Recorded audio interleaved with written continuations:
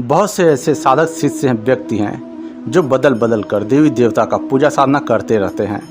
वह यह सोचते हैं मैं माँ काली की यह साधना कर रहा हूँ और कई महीनों से माँ काली की साधना कर रहा हूँ, मंत्र जाप कर रहा हूँ, लेकिन फिर भी कुछ भी फ़ायदा नहीं हो रहा। जो मेरे काम रुके हुए हैं वह हो नहीं रहे हैं। जो मेरे घर में दिक्कत है, परेशानी है, वह सब कुछ वैसा कि वैसा ही चल रहा है।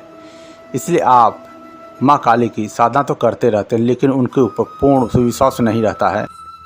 और उसी दौरान आपको कोई व्यक्ति मिलता है और अगर वह कहता है आप इतने दिन से माँ काली की साधना कर रहे हैं लेकिन आपको कुछ भी सफलता नहीं मिल रहा है, फिर वह आपको राय देता है, बताता है आप माँ काली की जगह पे कोई दूसरे देवता की साधना करें, जैसे काल भैरव की साधना करें। वह जल्द आ जाते हैं, वह जल्द कृपा आप पर करने लगेंगे। फिर आप बिना कुछ सोचे समझे वह साधना, वह मंत्र जाप करना चालू कर देते हैं। वहाँ पर आप यह नहीं सोचते हैं यह जो मैं माँ काली की साधना कर रहा था, किस वजह से माँ काली नहीं आ रही हैं, क्या वजह है, क्या दिक्कत है, क्या परेशानी है, कितना समय लगेगा माँ काली को बुलाने में, यह आप नहीं सोचते हैं। सिर्फ आप यही सोचते हैं मुझे 2 महीने, 4 महीने, 6 महीने हो गए हैं, फिर भी माँ काली नहीं आ रही हैं, मुझे कुछ भी एहसास नहीं हो रहा है। फिर आपके मन में उनके प्रति विश्वास कम होने लगता है।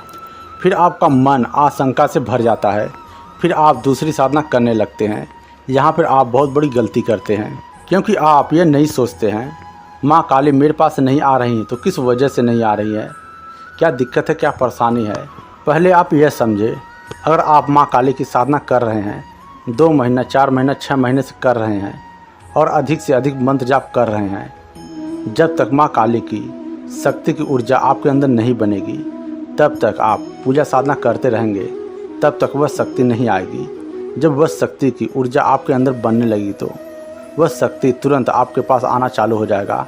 आपको एहसास होने लगेगा माँ काली की सवारी आ रही है, उनका मुझे संकेत आ रहा है, ऐसा आपको एहसास होने लगेगा। और माँ काली की कई कई साधनाएँ, कई कई विधि विधान है और किस तरह से आप कर रहे हैं, वह शक्ति आपकी कितना जागृत हुई है।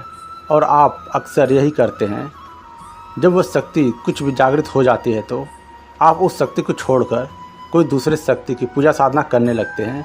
यहाँ पर आप यही गलती करते हैं, आप उस शक्ति को जागृत करके छोड़ दिए, फिर कोई दूसरी शक्ति की साधना पूजा करने लगे और उस शक्ति की ऊर्जा आपके घर में, आपके अंदर, आपके शरीर में स्थापित हो चुकी है, हो रही है, लेकिन आपको कुछ भी एहसास नहीं होता है, इसलिए आप छोड़ देते हैं। और फिर आप दूसरे शक्ति की पूजा साधना करने लगते हैं तो वह शक्ति आपकी आने में कुछ टाइम लगता है।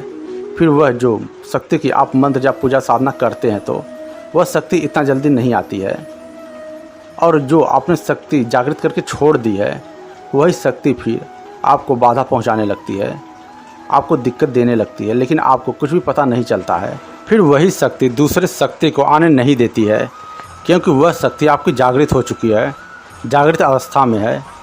फिर आप उस शक्ति की कुछ दिन और पूजा, 1 महीना, 2 महीना, 3 महीना पूजा बंद कर देते हैं तो वह फिर शक्ति नॉर्मल हो जाती है। जो आपके शरीर में उस शक्ति की ऊर्जा बनी हुई है वह कम हो जाती है। फिर आप कोई दूसरी शक्ति की पूजा साधना करते हैं तो वह शक्ति धीरे धीरे जागृत होने लगती है। उस शक्ति की ऊर्जा आपके अंदर धीरे धीरे स्थापित होने लगती है। फिर वही शक्ति आगे चलकर जागृत होती है, धीरे धीरे आपके शरीर में ऊर्जा बनने लगता है।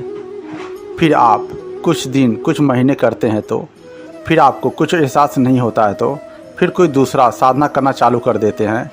इस तरह से आप बदल बदल कर करते हैं तो आपके पास कोई भी शक्ति नहीं आती है। आप यहाँ पर यही बहुत बड़ी गलती करते हैं, क्योंकि जिस भी शक्ति की आप पूजा साधना कर रहे हैं, जब तक वह शक्ति पूर्ण रूप से जागृत नहीं होगी, उसकी ऊर्जा आपके शरीर में नहीं बनेगा, तब तक वह शक्ति आपके पास नहीं आएगी। आप कितना भी प्रयास करें, किसी तांत्रिक के पास जाए या फिर भगत के पास जाए, जब तक आप खुद से नहीं करेंगे, आपसे खुद से उस शक्ति की ऊर्जा आपके अंदर नहीं स्थापित होगी, आप कितना भी प्रयास करें वह शक्ति आपके पास नहीं आएगी। इसलिए आपने देखा होगा लोग जो भी साधना करते हैं अनुष्ठान रूप में करते हैं, क्योंकि अनुष्ठान रूप में करने से साधना जल्द सिद्ध हो जाती है। जितना आप मंत्र जाप करते हैं वह शक्ति तीव्रता से आपके शरीर में स्थापित होने लगती है, उसकी ऊर्जा आपके शरीर में बनने लगती है। फिर वही शक्ति की आप 5-6 बार साधना अनुष्ठान रूप में करते हैं तो वह शक्ति पूर्ण रूप से जागृत होने लगती है और आपको धीरे धीरे संकेत देने लगती है। फिर वहाँ आप समझ जाते हैं यह शक्ति पूर्ण रूप से जागृत हो गई है और वह आपके पास आने के लिए तैयार हो जाती है। और फिर उसके माध्यम से आपका जो भी कार्य रहता है वह आप करने लगते हैं। इसलिए आप कभी भी किसी भी शक्ति की साधना पूजा करते हैं तो आप उसे जागृत करके ना छोड़ें, क्योंकि जागृत करके छोड़ते हैं तो वह शक्ति बाद में आपको नुकसान पहुंचाने लगती है।